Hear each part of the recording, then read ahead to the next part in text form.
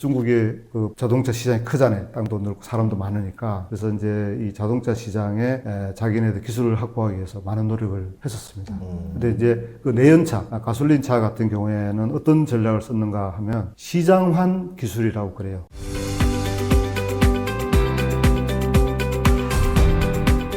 우리가 주식 투자를 할 때 어떤 기업 분석을 하는 것도 되게 중요하지만 되게 박학다식하시잖아요. 네. 되게 이제 다방면으로 잘 알고 네, 계셔서 뭐 외교적인 관계라든지 어. 뭐 각 국가 간의 어떤 관계라든지 이런 거 되게 잘 알고 계시잖아요. 아유, 그만하니까 되게 쑥스럽습니다. 근데 이런 게 되게 중요하지 않아요? 아니요. 안 중요해요? 그냥 제 생각에는 요새는 뭐냐면 그렇게 분석 열심히 하나, 그냥 삼성전자 주식 하나 사나. 그분들이 더 잘해요. 그래서 제가 이제 삼성전자 부사장님을 모셨습니다. 와. 반갑습니다. 예. 안녕하세요. 2022년에 삼성전자 부사장으로 퇴임하고 이후 이제 아주대에서 박사학위를 받았습니다. 삼성전자에서 한 34년 근무했는데 중국에서 2005년부터 한 15년 근무를 했고요. 현재는 이제 경기대학교 초빙 교수로 강의를 하고 있고 재정연구소에서 개건연구위원으로 일하고 있습니다. 아니, 그러면 삼성전자 몇 년도부터 입사하셨던 거예요? 89년부터 입사를 했어요. 뭐 다양하게 뭐 구매 업무도 하고 감사 업무도 하고 기획팀에서도 있었고 그리고 중국 가서 이제 뭐 기획조사, 대협력, 투자 지원, 퇴임하기 전에는 뭐 상생 협력 업무 자체도 하게 됐습니다. 그래서 다양하게 했습니다. 이게 결국 삼성전자는 반도체를 굉장히 잘 만드는 나라잖아요. 지금 막 반도체 슈퍼사이클이다 이런 얘기들이 나오고 있는데 지금의 사이클, 과거와 비교해서는 어떤 차이가 있을까요?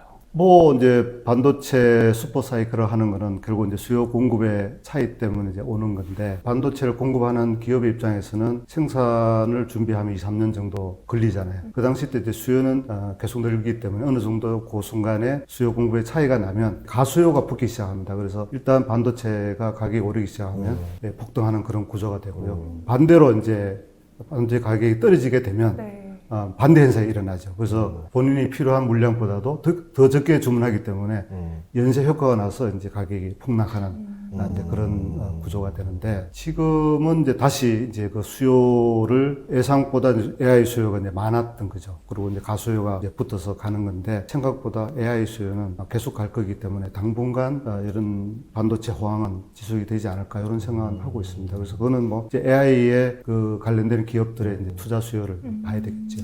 삼성전자가 어쨌든 이 수십 년 동안 반도체 시장에서 살아남았던 비결이 뭐라고 생각하세요? 물론 이제 삼성전자의 이제 인력들, 우수한 인력들이 삼성전자에 많이 들어왔고, 또 이제 탑 매니지먼트가 여러 가지 투자 결정 같은 것들 적게 이제 해줬던 그런 이제 부분이 가장 중요했던 것 같고요. 물론 이제 한국 정부의 지원, 그리고 한국에서의 그 반도체 생태계도 중요한 역할을 했다고 봅니다.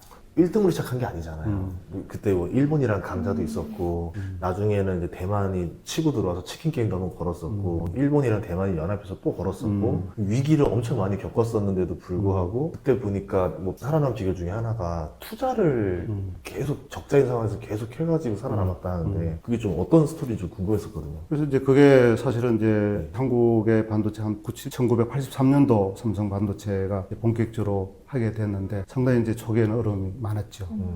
근데 이 반도체는 이제 탑 매니지먼트 확고한 이제 인사이트가 필요한 건데, 앞으로 어떤 경우에서도 이 반도체 산업은 한국에서 필요한 거고, 삼성에도 필요한 부분이라는 것을 명확하게 인식을 했죠. 그래서 이제 아까 말씀하셨듯이 이제 그런 어려운 상황에서도 지속적인 투자가 중요한 부분이기 때문에 포기하지 않고 한 부분들이 중요한 성공 요소라고 생각합니다. 우리가 보통 반도체도 그렇고 여러 가지 첨단 산업을 육성을 위해서 열심히 노력하고 있지만 기업들이 항상 이제 중국도 치고 올라온다, 미국도 이제 같이 경쟁한다 하면서 약간 중간에 껴있는 느낌이 들 때가 있잖아요. 지금 저자님 같은 경우에는 중국 주재원으로 또 15년 정도 거기서 근무를 하셨다고 들었는데, 그 안에서 느꼈던 그 중국이 막 반도체를 열심히 밀어주기 위해서, 산업을 육성하기 위해서 그런 노력들이 실제로도 느껴지셨나요? 그렇죠. 사실은 이제 중국의 반도체 육성의 역사는 오래됐습니다.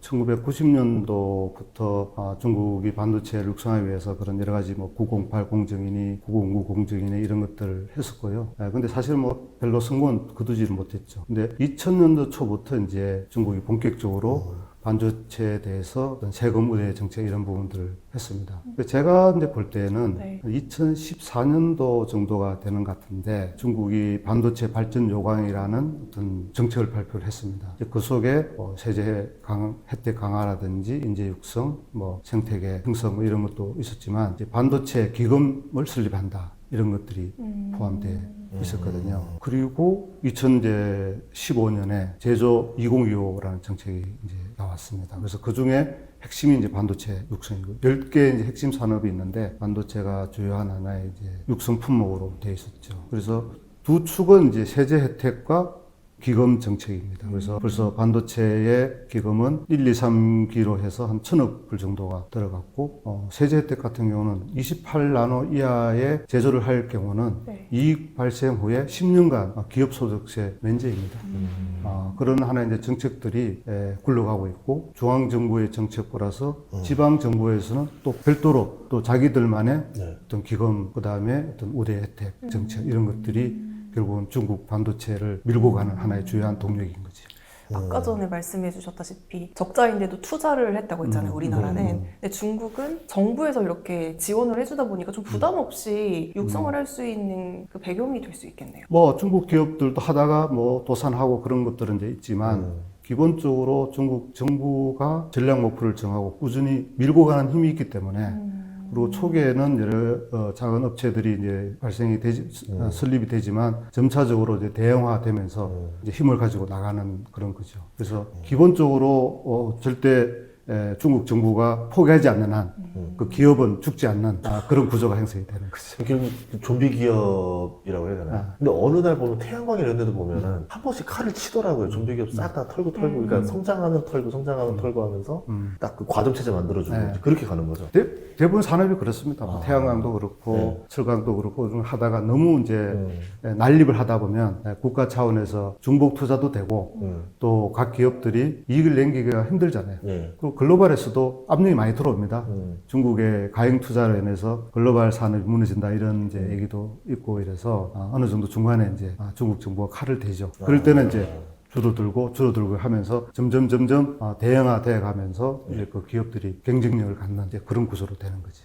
지금 이게 반칙이라고 봐야 되는 거 어떻게 봐야 되나? 글로벌 입장에서는 그러니까 자기들끼리 막 가격 전쟁 하다 보니까 도저히 그 중국 단가를 맞출 수가 없는 거예요. 지금 뭐 전기차나 배터리 쪽만 보더라도 그러다 보니까 이쪽이 가격 때문에 표준이 만들어져 가고 그런 다음에 결국은 여기가 먼저 망하는 게 아니라 외국에 있는 기업들이 먼저 망하고 그런 다음에 자기들끼리도 이제 칼치고 나면은 결국 전 세계 글로벌이 중국 과점으로 형성되고 스마트폰도 지금 뭐 아이폰이랑 갤럭시 빼고 나면은 중국계가 지금 거의 다 장악했잖아요.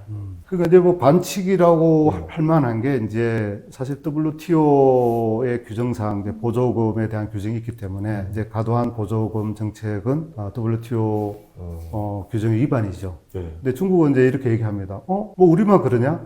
뭐 너네들은 육성을 하면서 하지 않았느냐? 뭐 이런 얘기들로 이제 하고 그랬죠. 그래서 이제 미국이 이전에는 이제 중국에서 들어오는 그런 제품에 대해서는 반덤핑 관세를 매겼어요. 우리 삼성 같은 경우도 시타키가 중국에 있으니까 그게 반덤핑 관세를 막고 그랬었거든요. 예. 그러면 이제 뭐 어쩔 수 없이 뭐 대만으로도 가고 이제 그랬었는데 지금은 이제 아예 그런 부분들도 없어졌어요. 미국이 보조금 주잖아요. 네. 그러니까 이제 지금은 모든 국가가 보조금을 지급하는 부분이 돼서 그런 부분에 대해서 누가 잘했다 못했다 뭐 그걸 따질 수 있는 게 제가 지금 안 되고 있는 상황입니다. 룰이 바뀌어버렸네요. 룰이 바뀌었어요. 그래도 결국 중요한 건 기술력이잖아요. 반도체를 얼마나 잘 만드느냐 이게 가장 중요할 것 같은데 지금 그러면 뭐 미국도 그렇고 한국도 그렇고 중국도 그렇고 다 각자의 강점을 갖고 열심히 만들고 있는 거죠. 기술력은 어떤가요 지금? 중국의 기술력. 중국도 그렇고 우리나라도 그렇고요. 뭐 여러 가지 보는 시각에 따라서 다를 수는 있겠지만 뭐 제가 보는 시각에서는 중국이 상당 부분 이제 기술을 확보했다고 보여집니다. 그래서 낸더 플래시 같은 경우는 이미 기술적 적층이잖아요. 낸더 플래시. 네. 뭐 300층 이렇게 되는데 그런 적층 기술은 이미 한국 기업하고 별 차이가 없고요. 단지 이제 수율이나 품질이나 이제 캐파 문제만 남아있는 그런 상태로서 한국 기업이 이제 위기를 좀 느껴야 되는 상황인 거죠. D램이나 HBM 같은 경우는 이제 세대 차이가 이제 몇 세대 있잖아요. 여러 가지 공정상에. 그러면 한 3세대 정도 차이가 난다고 합니다. 그러면 보통 한 이제 5년 정도 그렇게 차이가 나는데 특히 이제 DRAM 같은 경우는 초정밀 이제 기술이기 때문에 또 그것을 가려고 하면 장비가 필요한데 이제 그거는 미국이 막고 있어서 네. 중국이 따라오는 데는 좀 한계가 있습니다. 근데 열심히 이제 그 부분도 극복을 해 나가고 있는 거고요. 팹리스를 보면 중국은 한국이 한 250개 정도가 됩니다. 그래서 중국은 한 3,000개가 넘는 팹리스가 있는데 매년 한국의 총 팹리스만큼 새로 생기고 있는 그런 실정입니다. 장비 같은 경우도 뭐 전체적으로 보면 한 20% 정도 이제 국산화가 진행이 돼 있고 뭐 일부 시가 뭐 정착 같은 부분은 상당 부분 기술을 이제 확보하고 있는 걸로 보여져서 한국이 중국의 반도체 굴기에 대해서 위기감을 느끼는 것은 너무나 당연합니다. 그래서 중국 정부가 총립전을 펼치고 있기 때문에 네. 앞으로 중국의 반도체 발전의 속도는 더 빨라지지 않을까라는 생각을 갖고 있습니다. 지금 저자님 책 내용을 보면 완다 오차 오처 음. 코너에서 추월하는 전략 오. 이렇게 또 책에 표현을 하셨더라고요. 네. 실제로도 이제 중국 주재원에 계시면서 음. 중국이 이렇게 코너에서 갑자기 음. 추월했던 사례를 본 적이 있으실까요? 중국 발음은 네. 완따오 차오천. 그래서 이제 우리가 발해만 할 때 만.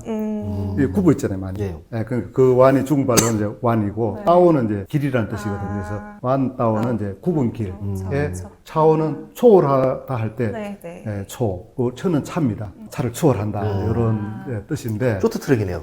그러니까 지금 이제 그 말씀을 드리려고 했는데, 예. 우리나라 소도 선수, 트랙 선수들이 뒤에서 직선 도로에서는 쫙 가잖아요. 근데 이제 이 완따오, 이게 곡선 도로에서 딱 치고 나가는데, 그런 부분들이 이제 볼 수가 있는데 중국도 산업에서 완따오 차오처 전략을 쓰고 있죠. 그래서 이게 2000년도부터 뭐 신문 같은 걸 보면 뭐 우리가 이 완따오 차오처의 전략을 가지고 이 산업에 돌파를 해야 된다 이런 얘기들이 벌써 그때부터 다 나왔던 겁니다. 이게 근데 굉장히 리스크 있는 전략이긴 하잖아요. 이게 모두가 좀 정체되고 힘들 때 힘을 빡 줘가지고 톤하는 건데 그렇죠. 삼성전자가 이렇게 선두 기업이 됐었던 비결이기도 하지만 이때 만약에 이제 박자가 안 좋았거나 만약에 불황이 더 길어졌으면 위험했던 전략일 수도 있었던 거잖아요. 그럼 정말 우리 대표님이 정확한 지적을 하셨는데 결국은 이제 완따오에 하려고 그러면 미리 준비를 좀 해야 되잖아요. 예. 그러니까 산업의 패러다임이 바뀌기 전에 준비를 해야 되는데 그때는 돈을 못 벌잖아요. 그 시기에 안 왔기 때문에. 그래서 이제 삼성의 예를 보면 이제 우리가 2000년도에 이제 아날로그에서 디지털로 바뀌는 시대였는데 제가 그때 이제 그 본사 기획팀에 발령을 받아서 갔었습니다. 그래서 갔더니만 이제 모든 이슈가 이제 디지털의 이슈, 디지털 기술을 어떻게 할 거냐, 디지털 TV를 가지고 일본은 어떻게 이길 것이냐 이런 얘기들을 하고 있었는데 그러니까 디지털 시대 아직 안 왔기 때문에 거기에 많은 이제 에너지가 투입해야 되는 거잖아요. 근데 어쨌건 이제 그 아날로그 시대에서 디지털 시대가 왔을 때 미리 준비를 했기 때문에 탁 치고 나와서 지금도 우리가 글로벌 TV 20년간 일을 하고 있거든요. 이게 아날로그 시대에서는 직선 도로에 그게 그 기술이 어떤 하나의 장인의 손맛처럼 추월하기가 너무 힘든다고 합니다. 그래서 디지털 시대, 아날로그 시대에서는 이거는 도저히 힘든다라고 생각을 하고 이 산업의 룰이 바뀌는 우리를 치면 축구 선수가 축구 잘하는 선수하고 해봐야 안 되잖아요. 네. 그러면 아예 그냥 농구 게임을 할 때 내가 미리 농구 실력을 배워서 할 때 나는 다른 사람보다 1등 하겠다. 네. 뭐 이런 거랑 비슷한 거지. 수학을 포기하고 영어에 오래 그런 거죠. 예를 들어서 지금은 수학이 필요한데 나중에는 영어가 필요해. 네. 그럼 미리 영어 준비한 사람은 그쵸. 성적을 잘 받는 어쨌든 정일동 하나 하겠다. 그런 네. 거죠. 예. 그래서 좀 전에 이제 질문하신 게 이제 중국이 그런 사례가 네, 네. 있는가 이제 말씀하셨는데 뭐 가장 대표적인 게 전기차입니다. 그래서 중국이 이제 옛날부터 중국의 그 자동차 시장이 크잖아요. 땅도 넓고 사람도 많으니까. 그래서 이제 이 자동차 시장에 자기네들 기술을 확보하기 위해서 많은 노력을 했었습니다. 근데 이제 그 내연차, 가솔린차 같은 경우에는 어떤 전략을 썼는가 하면 시장환 기술이라고 그래요. 시장환. 네. 바뀐다. 시장과 기술을 맞붙는다 이런 뜻이거든요. 그래서 이제 내가 시장 좋게 기술다오 이런 거죠. 15억 내수가 있으니까. 그래서 이제 그 법을 어떻게 했는가 하면 50%는 무조건 중국 지분이 들어가야 돼요. 그 외국 기업이 중국에서 차 사업을 차를 생산하려면 그러면 자연스럽게 경영 노하우도 알고 기술도 알게 되잖아요. 그러니까 이게 외국 기업들이 기술을 제대로 줍니까? 안 주죠. 그러니까 이게 중국 정부가 판단한 거죠. 이게 쉽지 않구나. 라고 해서 그 직선도로죠. 직선도로에서 추월 쉽지 않다는 걸 생각하고 그러면 내연차에서 전기차로 바뀔 때 우리는 따라잡는다라는 정책을 가지고 2000년도부터 준비를 했어요. 그래서 명확하게 정책을 내놓고 언제까지 몇 대를 하겠다라는 이제 정책 목표를 가지고 뭐 각종의 뭐 보조금 정책, 그다음에 번호판 우대 뭐 여러 가지 정책들로 통해서 꾸준하게 한 결과 지금 중국 전기차가 글로벌 시장에서 압도적인 그런 위치를 차지하고 있잖아요. 그런 것들이 대표적인 완다오 차오처 전략입니다. 예전에 우리 중국산 하면은 기술적 품질 문제로 되게 많이 했었고 지금도 어르신들 보면 중국산 기술 이러잖아요. 근데 20년간 엄청 많이 따라오고 되게 좋아졌잖아요. 그러니까 그 여기는 기술력이 이렇게 빠르게 따라오게 된 계기는 뭐예요? 결국 기술이라고 하는 거는 이제 시행착오입니다. 그래서 끊임없이 연구소에서 트라이얼 앤 에러를 통해서 되는 것이 이제 기술인 건데 네. 중국이 그렇게 하려고 하면 많은 인력이 필요하잖아요. 그리고 많은 시간을 투입해야 되잖아요. 돈도 많이 들잖아요. 그리고 그런 것들을 했을 때 실패할 수도 있잖아요. 그러니까 그런 부분들이 잘 할 수 있는 여건이 되면 결국 기술이 되는 거고 기업이나 국가적으로 기술이 발전이 되는 건데 중국은 이런 첨단 산업에 대해서는 중국 정부가 명확한 목표를 가지고 무한정의 지원을 하고 있는 그런 상태죠. 또 하나는 이제 인력이 많은 건데 통계들이 뭐 딱 맞는 통계는 없습니다만은 중국 같은 경우는 한 630만 명 정도가 되고요. 중국은 한 164만 명 정도를 미국의 한 4배 정도 됩니다. 뭐 딱 정확한 통계는 아닙니다만은 일단은 연구 인력들이 많고요. 그리고 이제 스템 박사, 이렇게 이공계 박사를 우리 스템 이제 얘기를 하는데 그것도 미국보다 중국이 한 연간 4배 정도 많이 배출이 되고 있습니다. 그래서 양적뿐만 아니라 질적으로도 우수한 인력들이 이제 나오는 거고요. 그리고 매년 중국에서 많은 이공계 인력들이 배출이 되고 있습니다. 그래서 중국의 통계를 보면 1년에 졸업하는 대학 졸업자 수가 전문대 다 포함을 해서 한 1200만 명이 된다라고 해요. 서울시 인구가 해마다 나오는 거예요? 우리가 지금 대학 아. 졸업자가 40만 되나요? 근데 그 중에서 또 40%가 이공계라고 그래요. 우리는 한 30% 된다고 합니다. 40만 명에 30% 하더라도 12만 명이잖아요. 중국은 1200만에 40% 하면 그건 한 500만 명이 되는데, 물론 그 사람들이 다 산업계로 오지는 않겠지만, 어쨌건 이 예비군들이 많잖아요. 그러면 그 인력들이 뭐 중국 정부에서 여러 가지 첨단 기술을 육성하니 창업도 하고 기업도 들어오고 하니까 곳곳에 밖에서 이제 그런 기술 개발 활동을 하는 거죠.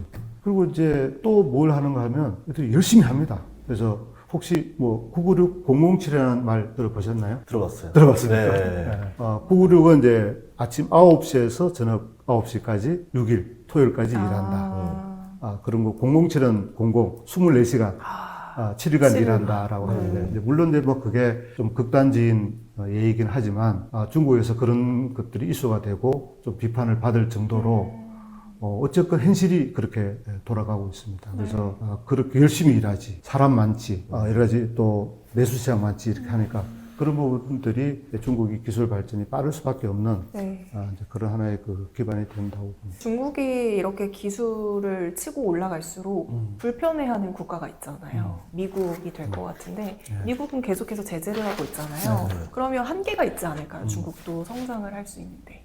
좋은 지적입니다. 그래서 우리가 매일 이제 신문에서 보잖아요. 미국과 중국 간에 이제 어떤 기술 투쟁을 하고 있는 그런 것들을 볼 수가 있는데 이게 결국 미중 간의 싸움이 이제 왜 발생이 되느냐 하는 것들을 봐야 되는데 결국은 미국이 이제 그 탈냉전 이후에 세계 어떤 패권 국가로서 활동을 해왔잖아요. 그쵸. 그런데 이제 중국이 점차적으로 따라오기 시작하는. 2008년도에 중국의 GDP가 미국의 한 30% 정도 이렇게 됐어요.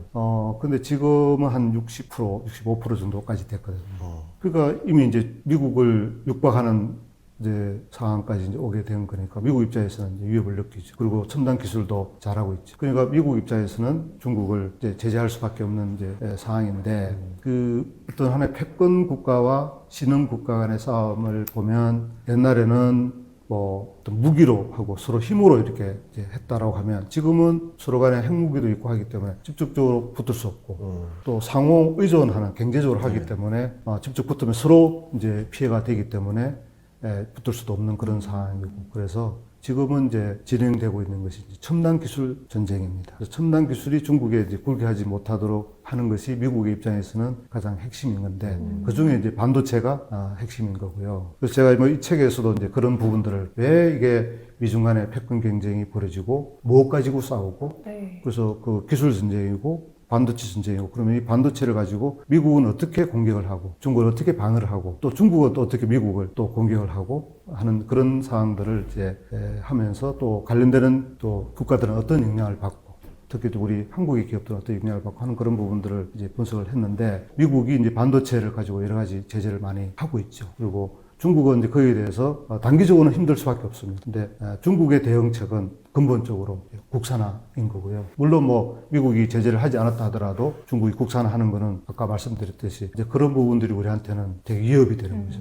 중국이 제대로 제품을 만들기 시작하면 끝난다라는 것들을 우리가 여러 가지 앞에서 많이 봤잖아요. 뭐 LCD 디스플레이도 보고 뭐 태양광 뭐 또 통신 시스템 이런 부분도 다 봤기 때문에 그런 부분들이 이제 위협이 되는 부분입니다. 그럼 지금 이 미중 전쟁이 반도체로 시작이 되고 있지만 앞으로도 또 다른 산업으로 계속해서 확산이 될 수가 있겠네요. 당연히 그렇습니다. 결국은 뭐 반도체가 핵심이긴 하지만 미국의 입장에서는 첨단 기술에 중국의 굴기를 막자는 것이 목적이기 때문에 뭐 첨단 기술이라고 하면 많잖아요.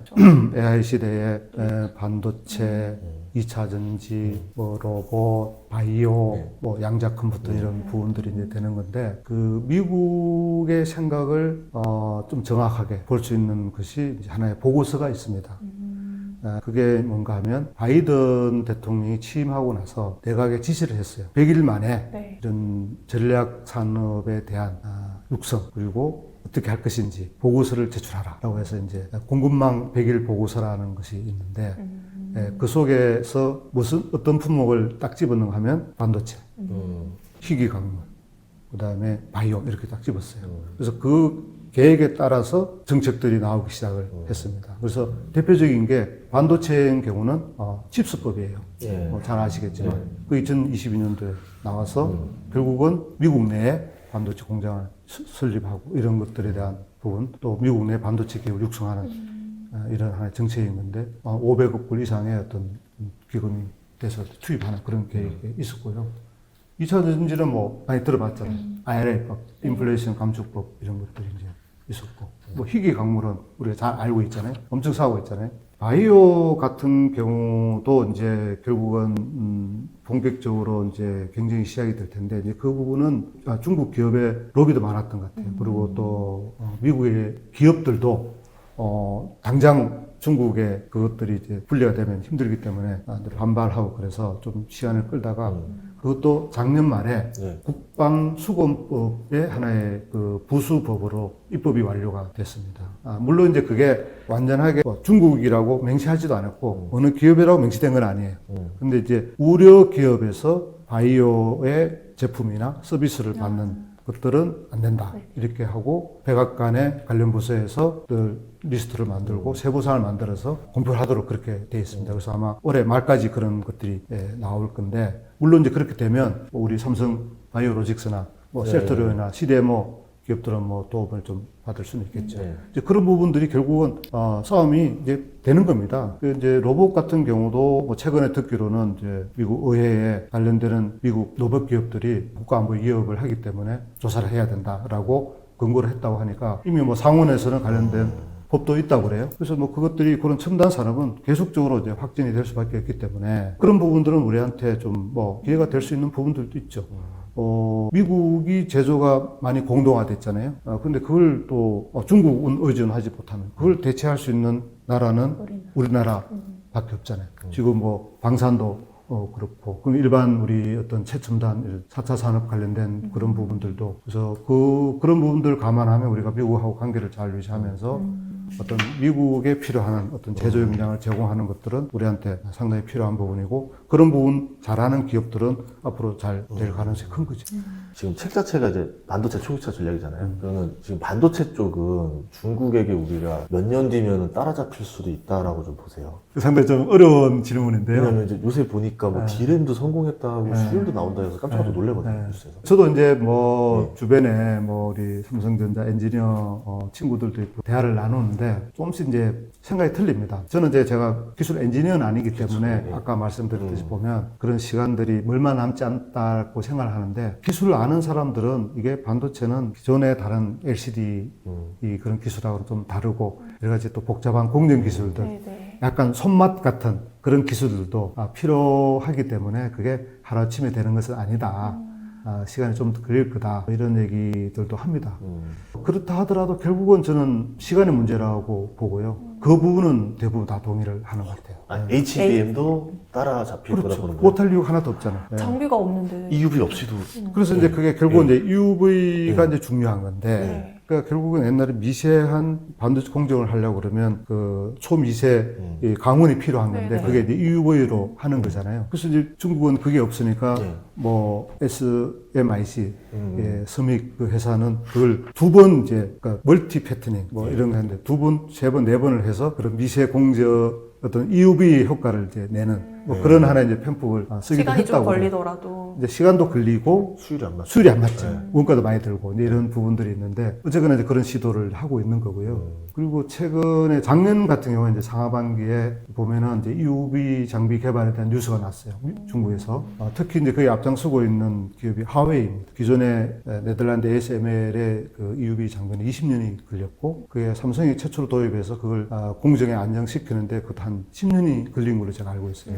30년이 걸린 이 노하우의 기술의 집합체인데 아무리 중국이라도 그게 하루아침에 되겠느냐 뭐 그런 이제 얘기하는 사람도 있는데 뭐 제가 듣기로는 그 ASML 출신의 그 엔지니어들이 많이 가 있는 걸로 알고 하웨이 있습니다. 쪽이요? 하웨이 쪽에. 그냥 기술자들 다 빼가면은 할 수 있는 거 아닙니까? 그 30년 기술을 가진 사람들 다. 뭐 물론 뭐 사람 몇 명 뽑았다고 예, 해서 예. 당장 해결될 수 있는 건 아니지만 그 사람 머릿속에 다 기술이 있잖아요. 네. 그러니까 그런 것들이 이제 여러 가지 이제 그 시행착오를 계속 하는 거고, 물론 이제 또 특구도 있는 거기 때문에 특구도 회피해야 되는 거니까 하는 건데, 그 국가적으로 밀고 그 많은 인력들이 붙어서 그렇게 하면 그런 부분들도 언젠가는 진전이 있지 않을까. 그래서 결국은 이제 그 EUV에 준하는 장비들이 이제 필요할 텐데, 뭐 ASML의 그 정도의 급은 아니라 하더라도 유사한 것들이 하면 뭐 그것도 아쉬운 대로 쓸 수가 있는 거지. 그렇죠. 그런 부분들이 과연 얼마만에 될 거냐 하는 부분들이 이제 문제인데 만약에 이제 그런 것들이 되면 뭐 HBM이나 뭐 D램 이런 부분들도 금방 따라잡히죠. 왜냐면 그 전에 있던 사업들이 그렇게 다 따라잡혔던 그렇죠. 사례가 있었기 때문에 우리가 반도체라고 방심하면 안 된다 이런 얘기인 거죠. 그렇죠. 세부적인 얘기들은 이제 2부에서 또 나눠보도록 할 네. 테니까요. 여러분들 구독과 좋아요 부탁드리도록 하겠습니다. 너무 감사합니다. 예.